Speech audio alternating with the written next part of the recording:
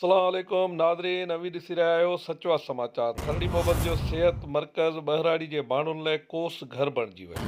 सिहत खाते जे सूबाई वज़ीर खां मुतालबो आहे त थरड़ी मोहब्बत जे इन वाक़े ते जल्द खां जल्द नोटिस वठी ऐं ग़रीब बहराड़ी जे माण्हुनि खे इंसाफ़ ॾिनो वञे। थरड़ी मोहब्बत जे साञा वध शहरनि पारां PS 84 जे MPA फयाज़ अली खान बुसाल खां पिणु नोटिस वठण जी घुर।